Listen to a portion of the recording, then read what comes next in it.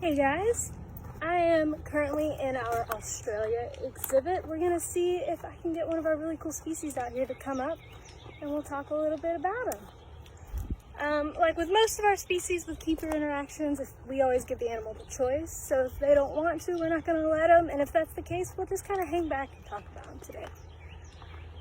All right, so we're gonna take a look at our kangaroo. They're back here in the shade. Let me see if I can find the one that enjoys bananas the most.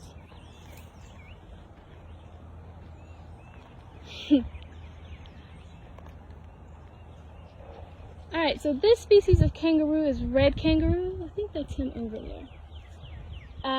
This guy right here in front, he's our largest. In general, kangaroos are the largest species of kangaroo. Males can be as tall as 6 feet, and if you take a look at him right here and that nice tail, that tail is about 1 meter long, so a little over 3 feet.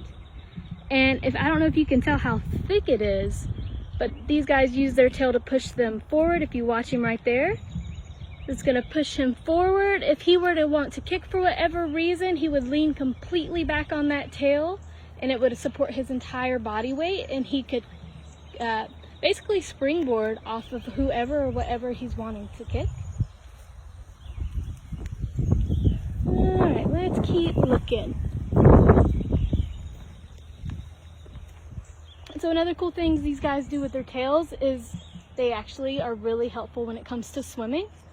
I don't know if you've ever seen an alligator swim, but they move their tail side to side. A kangaroo will do the same thing.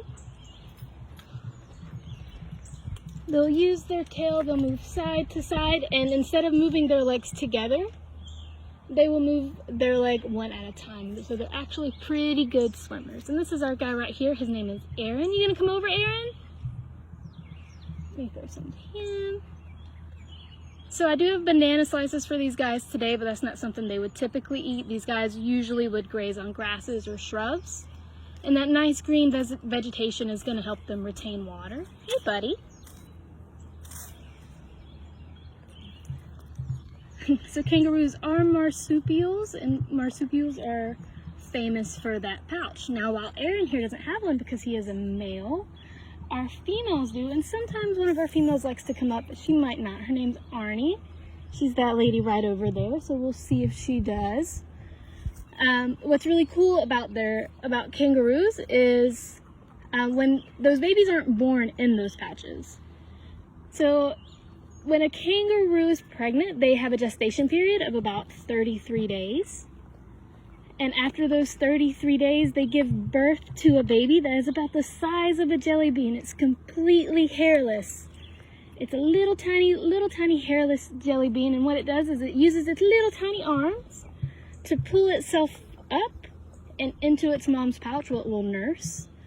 And it will nurse for several months, and then it'll start venturing out a bit, retreating back into mom's pouch when it feels like it's threatened. 2 days after that baby is born, mom goes right back into estrus.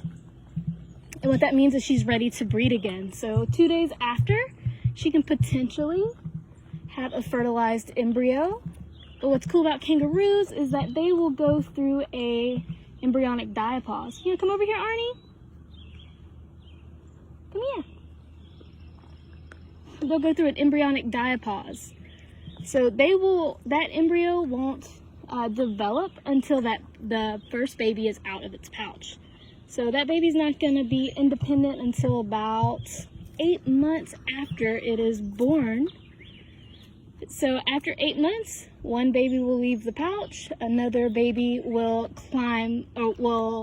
finally implant and start developing. 33 days later, it will be born, climb up into mom's pouch, and then 2 days after that, she can have another fertilized embryo. So at any given moment, a female kangaroo can be pregnant, can have a baby in the pouch, and an 8-month-old just out of the pouch. What you guys might have seen these boys do is a lot of times you'll see them licking their arms or their legs and their chest. And that is their way of cooling themselves off. So they're gonna lick themselves down, and then that spit is gonna evaporate, and that is gonna help cool them off. Hey, bud. Now this morning, Jackie did a talk, and she spoke about really long, big ears on our donkeys. Something that these guys have in common, or that they also have really long, floppy ears.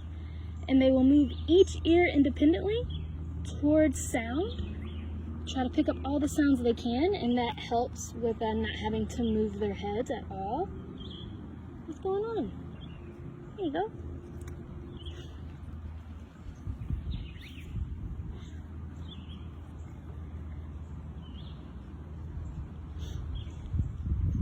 All right, Aaron. Thanks for being such a good helper.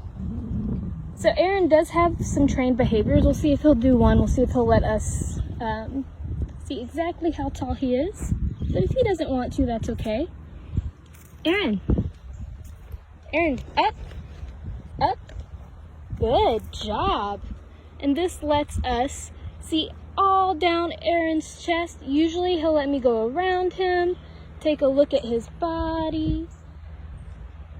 Good job, Aaron. And like I said, that's just one of the behaviors. All the training we do here is to help typically with medical stuff and visual examinations of the animal. And it's just one that we do here with our kangaroos. All right, good job, Aaron. If you look at Arnie over there, she's doing what I was mentioning earlier, licking her palms, grooming herself a bit. Arnie, you want some bananas? And we'll see if Arnie wants some. If she doesn't, that is okay. And we'll just sign off with Aaron. Here you go, Arnie.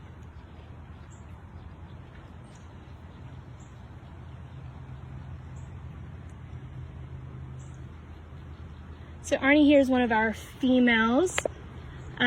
In a mob, you have males and females. Males are called boomers, and females are called flyers. Do you want this?